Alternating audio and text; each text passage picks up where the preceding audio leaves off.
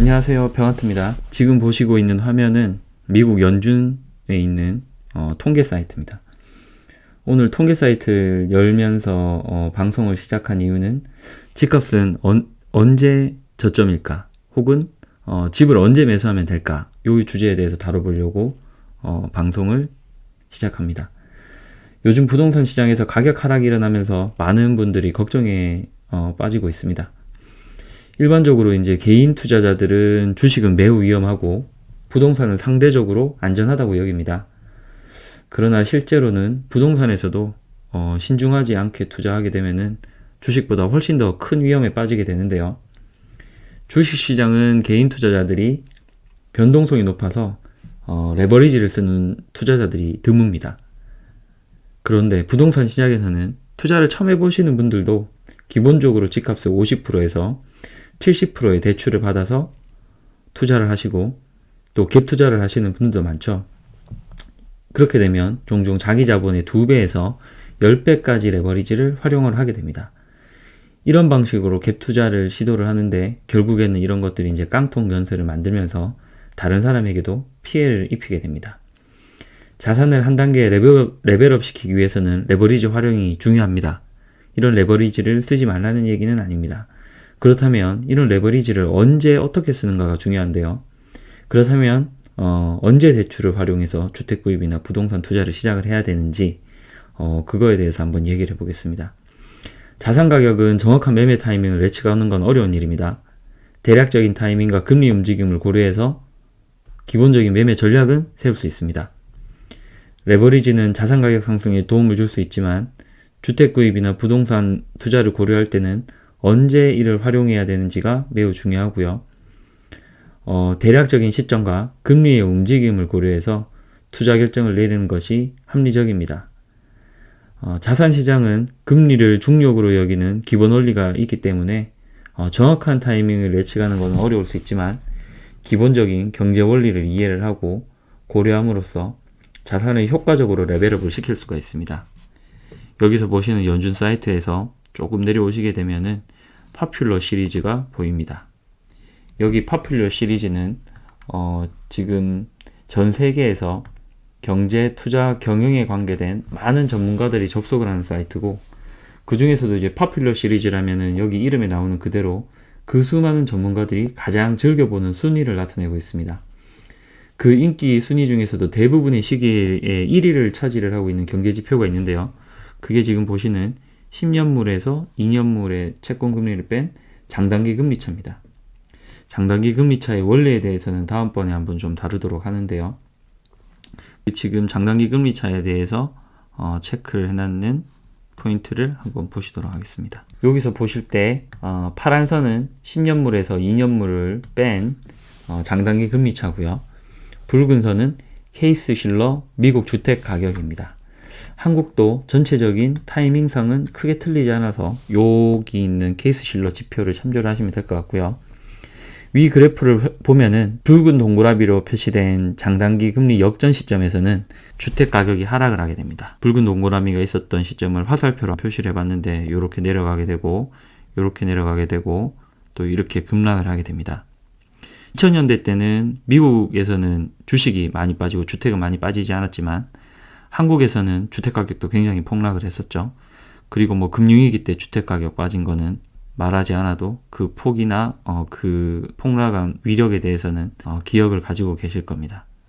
그러면은 반면에 장단기 금리차가 최고점에 도달한 동그라미 시점에서는 지금 2023년에서 바로 올 때 30년 이상 된 이 긴 기간 동안에 100%의 확률로 주택 가격이 상승을 하고 있음을 알 수가 있습니다.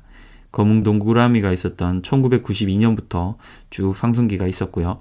요거는 이제 아마 저한테는 아버지 세대, 지금 60대 되신 분들에서 70대 되신 분들이 요 시기를 좀 기억을 하실 것 같고, 요 때부터는 이제 저도 참여를 했었죠.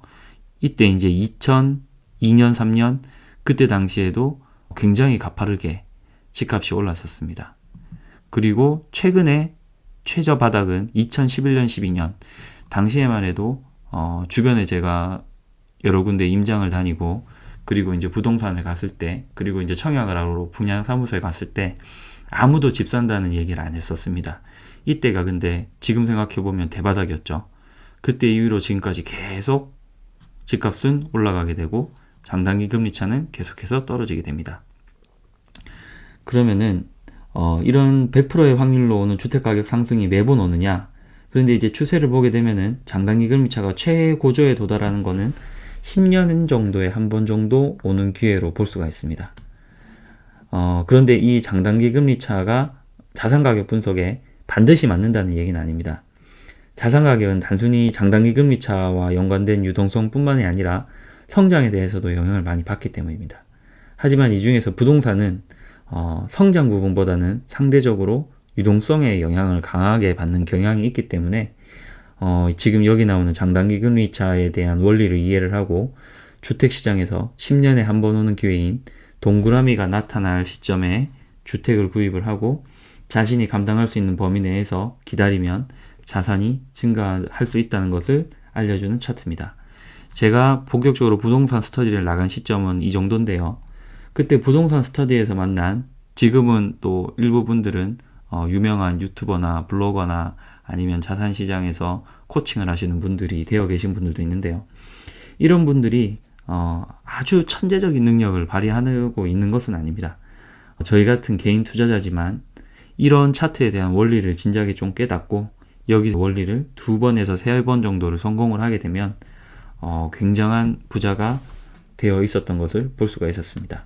그렇다면은 다음번 매수 기회는 언제인지 한번 살펴보도록 하겠습니다. 방금 보셨던 차트에서 X축의 우측을 좀 확장을 한 다음에 대략적인 그림을 한번 그려보았는데요. 여기서 보면은 이게 대략적인 그림이기 때문에 크게 타이밍상 의미를 두시지는 말고 이제 대략적으로 대칭이 되게 그림을 한번 그려보면 2026년 정도면 대략적으로 다시 장단기 금리차가 최고점으로 가지 않을까. 여기 이제 장단기 금리차에 대한 자세한 내용은 아직 말씀을 안 드렸지만 현재부터 경기가 나빠지기 시작해서 이제 한 2년 혹은 3년 내로 경기가 이제 완전히 무너지고 그리고 한번 자산가격 시장에 큰 충격을 주고 나면 그때는 중앙은행이 금리를 급하게 내리게 됩니다. 금리가 급하게 내려가면서 장단기 금리차는 이렇게 올라가게 되고요. 장단기 금리차가 올라간 시점부터 해서 이제 경제가 다시 좀 회복이 되겠죠. 그때가 매수의 적기로 판단이 됩니다. 하지만 이건 대충 그린 그림이니까 이제 여기에 대해서 너무 의미는 주지 마시고 대략적인 매수 시기 정도를 생각을 하시면 되고 그렇게 치면 현재가 매수의 적기는 아니라고 판단은 됩니다. 그 타이밍에 이렇게 참고 용도로 쓰시면 될 것 같고요. 앞으로 타이밍과 향후의 경제 움직임은 앞으로도 많은 변수가 있습니다.